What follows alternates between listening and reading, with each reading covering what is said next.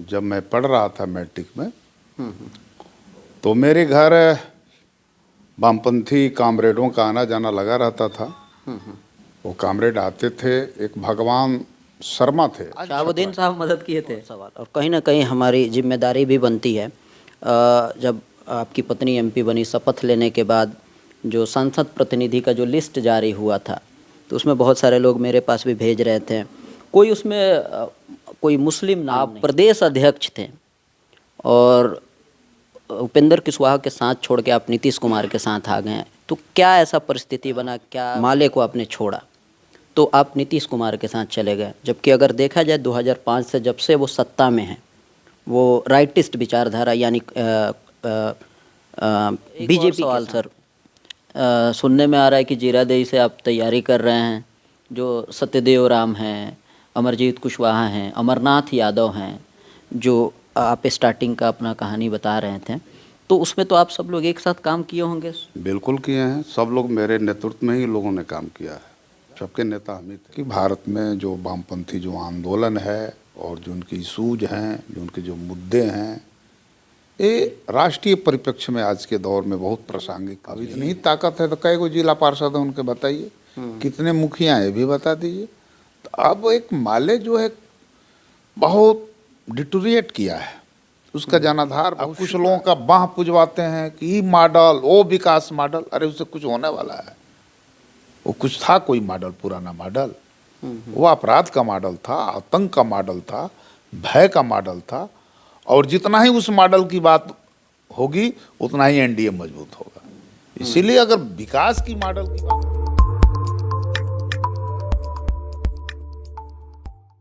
चलिए, स्वागत है आप सभी का अलग अंदाज के चैनल पर। अलग अंदाज का एक स्पेशल प्रोग्राम होता है सीवान गोपालगंज को आगे बढ़ाने में जिनका योगदान है अलग अलग फील्ड में, चाहे एजुकेशन का फील्ड हो गया या मेडिकल का फील्ड हो गया या पॉलिटिक्स का फील्ड हो गया।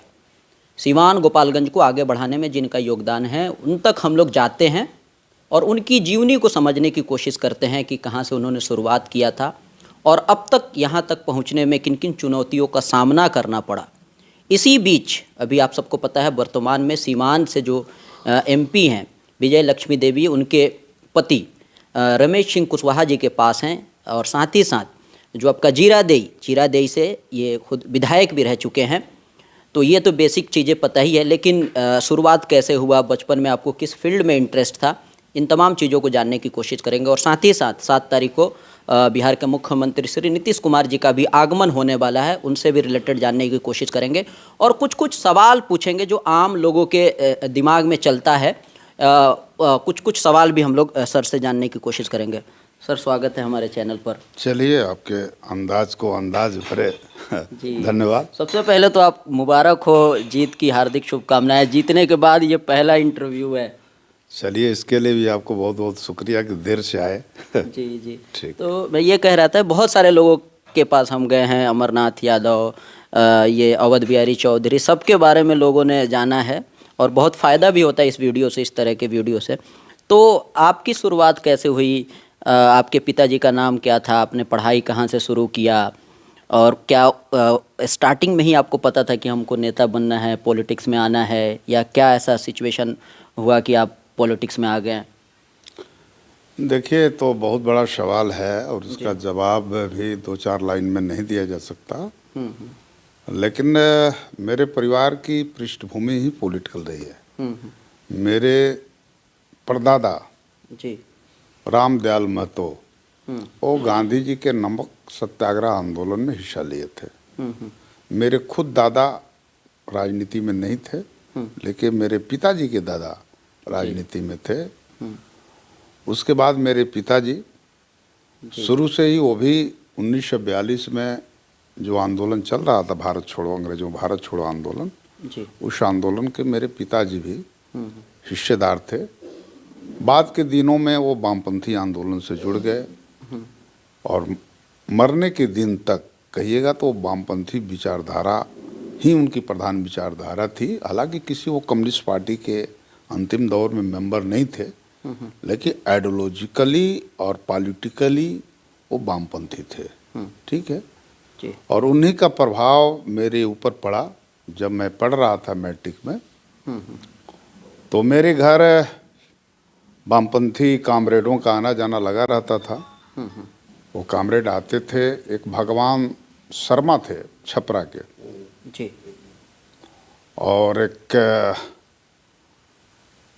पटना से एक श्रीवास्तव जी आते थे। ये सब गिरधारी राम हुआ करते थे। ये सब लोग मेरे घर कहिएगा तो वामपंथी कार्यकर्ताओं का एक जमावड़ा एक रहता था बराबर। तो स्वाभाविक है कि मेरे ऊपर उसका असर था, प्रभाव था।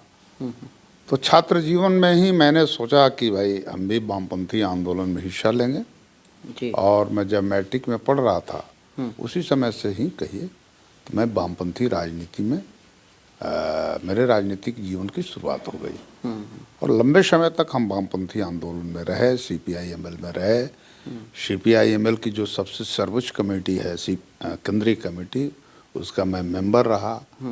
मैंने सीवान से लेकर के चंपारण तक वामपंथी आंदोलन को फैलाने में, उसको विस्तार करने में, उसको सुदृढ़ करने में अहम भूमिका अदा की। बाद में मैंने समझा कि भारत में जो वामपंथी जो आंदोलन है और जो उनकी इशूज हैं, जो उनके जो मुद्दे हैं, ये राष्ट्रीय परिप्रेक्ष्य में आज के दौर में बहुत प्रासंगिक नहीं हैं। जब से न्यू इकोनॉमिक्स पॉलिसी आई है, जब से ग्लोबलाइजेशन हुआ है, ये वामपंथी आंदोलन धीरे धीरे अप्रासंगिक हो चुका है। एक नए दौर में एक नए राजनीति की ज़रूरत है, जिसमें हम लोगों को एक डेमोक्रेटिक प्लैंक लिए हुए राजनीति करनी होगी। एक जनवादी लोकतांत्रिक पार्टी की ज़रूरत महसूस होने लगी। यही वह बिंदु था कि मैंने CPI-ML को, वामपंथी आंदोलन को छोड़ दिया। और आज से लगभग 24 वर्ष पहले, और मेरी बातें सच साबित हुई कि पूरे देश में वामपंथी आंदोलन जो है बिखर चुका है। कहीं अब वैसा कोई असर नहीं है, उस आंदोलन के प्रति कोई आकर्षण नहीं है, नए नए लोग नहीं आ रहे हैं। तो मेरा उस समय का सोच सही निकला। और मैं जहाँ हूँ माननीय नीतीश जी के साथ, ये भी है कि भाई नीतीश जी एक समाजवादी विचारधारा के आदमी हैं, गांधीयन हैं, लोहियाइस्ट हैं, वो JP के शिष्य रहे हैं। और आज इसी तरह के आइडियोलॉजी को, एक समावेशी राजनीति की, एक रेडिकल राजनीति की ज़रूरत है, जो माननीय नीतीश जी कर रहे हैं और मैं उनके साथ खड़ा हूँ। एक बात यहाँ छूट गया है, आपका गांव कौन सा है सीवान में? मेरा एक गांव, छोटा सा गांव है, मैरवा प्रखंड का बरासो। बरासो के रहने वाले हैं। सेमरा पंचायत में पड़ता है। उसको सेमरा बरासो भी कहा जाता है, लेकिन बरासो एक अलग रेवेन्यू विलेज है। तो मैं उसी गांव का, छोटे से गांव का रहने वाला हूँ। जी, दो सवाल जो आपने अभी तक आपने जो बातें कही, एक तो आपने बताया कि जो कम्युनिस्ट की जो विचारधारा है वो धीरे धीरे पूरे देश स्तर पे, लेकिन सीवान में अगर बात की जाए तो अभी भी 2 विधायक हैं। और सीवान का जो भी पूरा अगर ज्योग्राफी अगर फैक्टर देखा जाए तो अभी भी आप माले को इग्नोर नहीं कर सकते हैं। तो आप भी सीवान के थे, तो सीवान से आप मतलब क्यों आपने ये कर दिया? पूरे देश की तो बात अलग है। और पहले तो ये बात हो गई। देखिए, ऐसा है, पहली बात है, कोई राजनीतिक आदमी राजनीति करता है तो उसके केंद्र में राष्ट्रीय राजनीति ही होती है। जी, ठीक है। वो कोई अपने गांव की राजनीति, गांव गंवई टोले मोहल्ले की राजनीति नहीं करता है। तो हम राजनीतिक दल हैं तो राष्ट्रीय राजनीति के संदर्भ में चीज़ों को सोचेंगे। तो उस दृष्टि से मैंने कहा कि अभी भारत की जो लेफ्ट पार्टियां हैं बहुत प्रासंगिक नहीं रही है। उनका जो सांगठनिक ढांचा है, उनका जो कार्यक्रम है कि धन धरती बट कर रहेगी, वहीं पुराना जो नारा है वहीं है। तो उससे कुछ होने जाने वाला नहीं है। जहाँ तक सीवान के संदर्भ की बातें हैं, आपने कहा कि 2 विधायक हैं, तो आपको याद कीजिए 95 में भी 2 विधायक थे। ठीक है जी। लेकिन 2000 में एक ही विधायक रह गए और 2005 में एको विधायक नहीं थे। ठीक है। तो विधायक एक आध को हो जाना बड़ी बात नहीं है, वो गठबंधन के चलते हैं। ठीक है। और गठबंधन नहीं रहे तो मैं समझता हूँ कि एक जिला पार्षद भी जितना मुश्किल हो जाएगा। ठीक है। तो छोड़ दीजिए, अब इतनी ही ताकत है तो कई गो जिला पार्षद है उनके बताइए, कितने मुखिया है भी बता दीजिए। तो अब एक माले जो है बहुत डिटोरिएट किया है, उसका जनाधार बहुत सिकुड़ा है। और उसी के जनाधार का जो दलित अति पिछड़ा वाला जो हिस्सा है, कुशवाहा वाला जो हिस्सा है, ये सब हिस्सा आज के तारीख में जनता दल यू कहिए या एनडीए का पार्ट बन चुका है। ऐसा नहीं कि वो आरजेडी में गया है, इधर आ गया है। जी, आपके पिताजी भी विधायक रहे हैं ना? जी नहीं, हमारे पिताजी कभी विधायक नहीं रहे, क्योंकि किसी तरह स्तर के जनप्रतिनिधि नहीं थे, एक राजनीतिक कार्यकर्ता थे, पॉलिटिकल एक्टिविस्ट थे। एक और बात, आपने जब माले को आपने छोड़ा तो आप नीतीश कुमार के साथ चले गए, जबकि अगर देखा जाए 2005 से जब से वो सत्ता में हैं, वो राइटिस्ट विचारधारा यानी बीजेपी के साथ हैं, तो आपको कहीं ये नहीं लगता है, क्योंकि वो तो उनके साथ भी हैं, मतलब बीजेपी के साथ हैं, और आप कह रहे हैं कि हमारा जो कम्युनिस्ट विचारधारा के नेता हैं नीतीश कुमार, इसलिए हम उनके साथ चले गए, लेकिन अब तक तो वो उनके साथ है, तो आपको नहीं लगता है कि आप?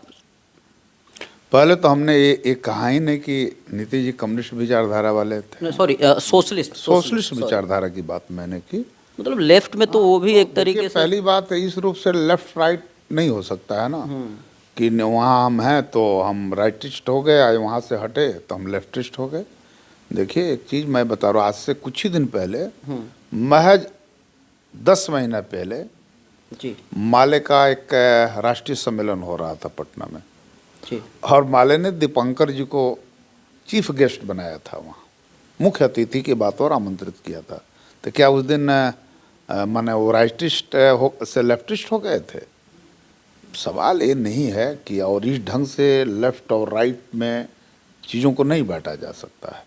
हर पार्टी की अपनी विचारधारा होती है। नीतीश जी कभी भी दक्षिणपंथी राजनीति के में नहीं है, वो उनकी अपनी एक विचारधारा है भाई, उनकी विचारधारा गांधीयन है, उनकी विचारधारा लोहियाइस्ट है, उनकी विचारधारा आचार्य नरेंद्र देव की है, उनकी विचारधारा जो है जयप्रकाश की है, इसी पर वो काम करते हैं नीतीश जी। एक और सवाल, उपेंद्र कुशवाहा के पार्टी में आप थे, उनसे भी हम सवाल पूछे थे, तो वो कह रहे थे कि उनकी पत्नी नीतीश कुमार के साथ चले गए, तो हम भी उन्होंने आपको बोल दिया कि आप भी चले जाइए। आप प्रदेश अध्यक्ष थे और उपेंद्र कुशवाहा के साथ छोड़ के आप नीतीश कुमार के साथ आ गए हैं, तो क्या ऐसा परिस्थिति बना, क्या हुआ कि आप उनको नहीं ना, कोई परिस्थिति नहीं बनी। उपेंद्र जी की भी सहमति थी कि हमारी पत्नी चुनाव लड़े और मैं जेडीयू में रहूं। सब लोग तो एनडीए में ही है ना, तो विरोध किस बात का? उपेंद्र जी ने कभी विरोध किया क्या हमारे टिकट मिलने पर? कभी कोई विरोध नहीं किया। और उनसे मैं कह करके भाई पत्नी जेडीयू में रहेंगे तो हम यहाँ रह कर क्या करेंगे, हम भी जाते हैं, तो बोले कि ना ठीक है जाइए। तो उसमें क्या है, सब लोग एनडीए के साथ हैं। नीतीश जी के लोग, उपेंद्र जी के लोग जहाँ जितने भी थे सीवान में, सब मेरे साथ खड़े थे। कहीं थोड़े हम लोगों के बीच आपस में कोई विवाद हुआ या कोई विरोध है, ऐसा कुछ नहीं है। अब थोड़ा सा, अब 1 साल भी अब हो जाएगा, तकरीबन 8 महीना हो गया। अगर बात की जाए सुरक्षा को लेके, महिलाओं के लेके या बच्चों के एजुकेशन के लेके, आप कौन कौन सा योजना अभी आपने, किन किन चीज़ों पे आपने काम किया है, या क्या क्या चीज़ें अभी एक्टिव है? देखिए, जहाँ तक सुरक्षा की बात है, वहीं लोग असुरक्षा की बात बोलते हैं जिनसे खुद सीवान असुरक्षित था या रहा है, या आने वाले दिनों में उस तरह के लोग आ जाएं तो सीवान सुरक्षित हो जाएगा। वहीं लोग ज़्यादा सुरक्षा की बात बोलते रहते हैं। नहीं, ये हम उस सेंस में हमने सवाल नहीं पूछा, हम नॉर्मल हम पूछ रहे हैं। अच्छा, तो देखिए नॉर्मल की बात है, सुरक्षा तो है ही ना। आपने कौन कौन सी पहल अपने हमारी पहल क्या है भाई? करके देखिए, हमारे यहीं आप लोग चले जाते हैं, व्यक्ति में खोजने लगते हैं विकास। मैं ये कह रहा हूँ कि माननीय नीतीश जी के नेतृत्व में बिहार चल रहा है ना, और सरकार की नीतियों से विकास होता है। किसी भी जनप्रतिनिधि की स्वतंत्र हैसियत नहीं होती है विकास करने का। अगर कोई जनप्रतिनिधि बहुत दावेदारी करे कि मेरे नेतृत्व में ऐसा हो गया, तो वो हवाबाजी करता है। मैं ऐसा कभी नहीं कह रहा हूँ कि मेरे चलते ऐसा हो जाएगा। मैं कह रहा हूँ कि भाई विकास निर्भर करता है केंद्र सरकार की नीतियों पर और प्रदेश सरकार की नीतियों पर। दोनों सरकारें विकास के काम में लगी हुई है। हम लोग का मामला है जो विकास की जो नीतियाँ चल रही है उसको हम लोग सीवान में लाएं। तो आपको मैंने अपने पहले इंटरव्यू में मैंने कहा कि भाई सीवान में बड़ी तेजी के साथ विकास हो रहा है। ये आपको देखे, अब 100 करोड़ का चुनाव जीतने के बाद मैंने एक पैकेज लाया ओवर ब्रिज का, जो सिसवन ढाला के नाम से जाना जाता है, जो कि वो आपको टेंडर की प्रक्रिया में है। वो भी संभवतः कुछ ही दिनों बाद उसके टेंडर वाला मामला भी हो जाएगा। फिर माननीय नीतीश जी आ रहे हैं सीवान में, लगभग 1000 करोड़ की लागत से यहाँ काम होने वाला है। उसकी घोषणा माननीय नीतीश जी स्वयं करेंगे, हम उसके लिए अधिकृत नहीं हैं, वो माननीय नीतीश जी हैं। सब योजना को ला करके सीवान की जनता को एक उपहार के बतौर यहाँ देंगे। और आप देखिएगा सारा काम 1 आध साल में सब काम पूरा हो जाएगा। उसमें एक नया सीवान आपको दिखाई देगा। लगेगा पहले, आज से जो 10 वर्ष पहले जो सीवान आते देखेंगे तो उनको अचानक बदल जाएगा, अरे हम कैसे सीवान में आ गए। तो भाई सीवान बहुत काफ़ी बदल गया है। माने एक रिंग रोड की तरह हो जाएगा सीवान। उत्तर से राम जानकी पथ बन ये रहा है, फिर दक्षिण से भी पचरुखी से लेकर के और मैरवा सीवान रोड में भी एक बाईपास निकलने वाला है। उसकी भी माननीय नीतीश जी घोषणा करेंगे। भैंसा खाल में आप जाइएगा तो लग रहा है कि सीवान के बाद उतना सुंदर जगह कोई हो ही नहीं सकता।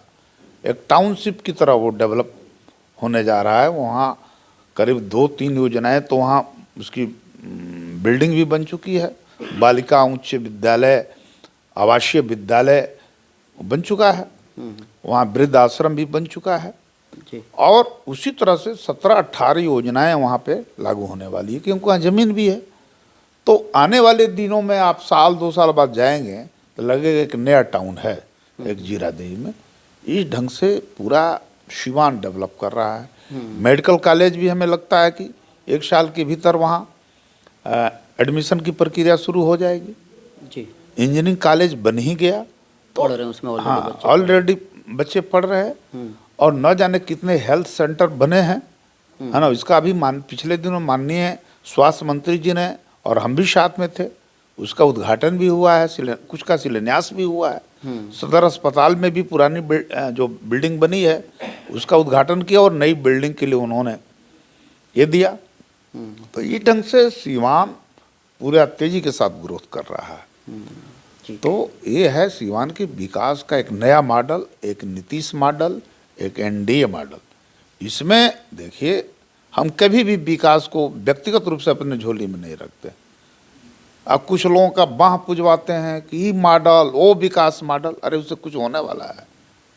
वो कुछ था कोई मॉडल, पुराना मॉडल, वो अपराध का मॉडल था, आतंक का मॉडल था, भय का मॉडल था। और जितना ही उस मॉडल की बात होगी उतना ही एनडीए मजबूत होगा। इसीलिए अगर विकास की मॉडल की बात करनी हो तो नीतीश मॉडल की बात कीजिए। कोई विजय लक्ष्मी देवी मॉडल की बात नहीं होनी चाहिए, कोई ओम प्रकाश यादव मॉडल की बात नहीं होनी चाहिए, कोई कविता मॉडल की बात नहीं होनी चाहिए। सिर्फ और नीतीश मॉडल है और एनडीए मॉडल है।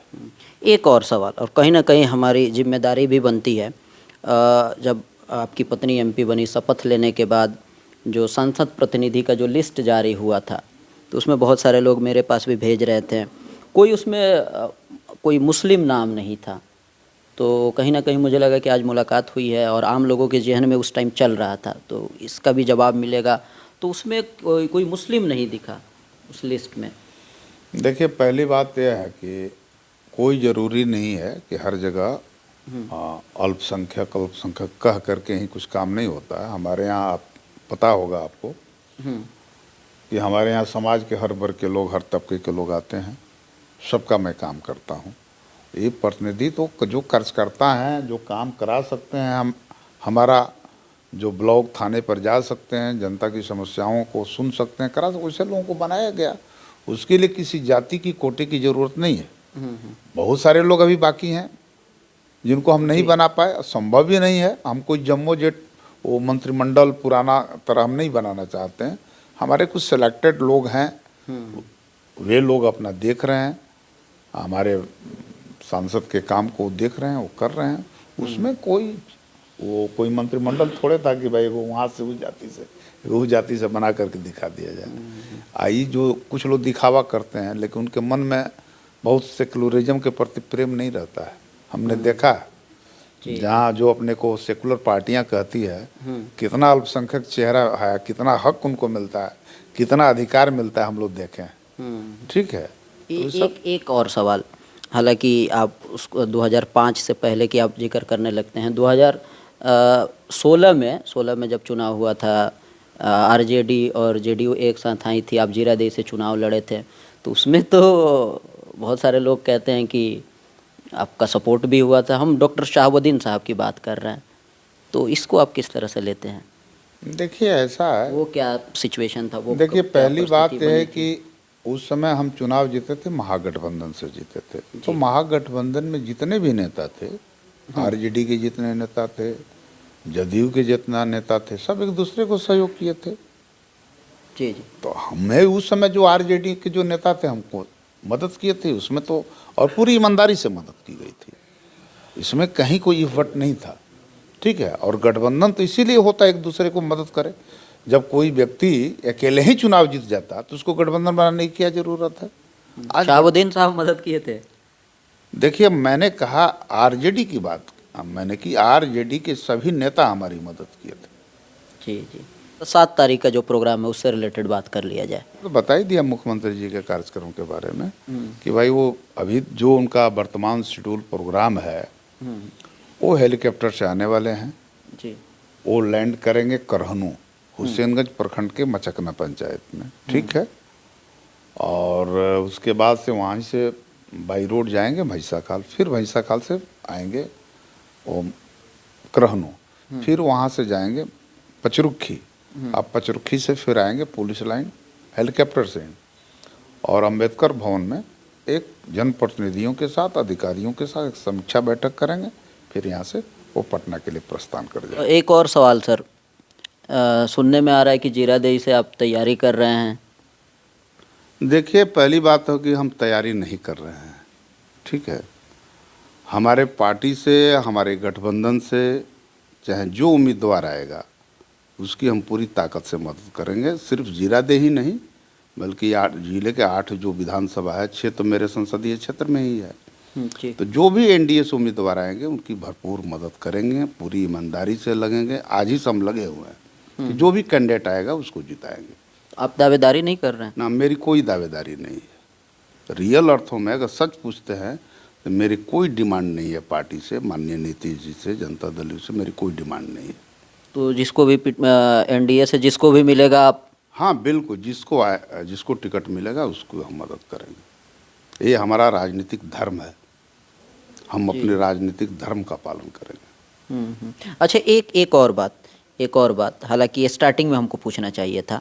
जो सत्यदेव राम हैं, अमरजीत कुशवाहा हैं, अमरनाथ यादव हैं, जो आप स्टार्टिंग का अपना कहानी बता रहे थे, तो उसमें तो आप सब लोग एक साथ काम किए होंगे? बिल्कुल किए हैं, सब लोग मेरे नेतृत्व में ही लोगों ने काम किया है, सबके नेता हम ही थे स्टार्टिंग में। बिल्कुल, स्टार्टिंग से लेकर जिस दिन छोड़े उस दिन तक। अच्छा, आप आरजेडी में भी रहे हैं? हाँ रहे हैं, आरजेडी जिलाध्यक्ष भी थे? जिलाध्यक्ष भी रहे हैं। किस टाइम में, किस सन में? 2001 से लेकर 2002 तक, 1 साल। 1 साल, मतलब CPI-ML के बाद आरजेडी में आप आए थे? बिल्कुल बिल्कुल। उसके बाद फिर आप जेडीयू में गए। जेडीयू में गए हैं। जी, चलिए वीडियो ख़त्म करेंगे। आप लोग भी अपनी प्रतिक्रिया कमेंट के माध्यम से दे सकते हैं। बने रहें, देखते रहें अलग अंदाज।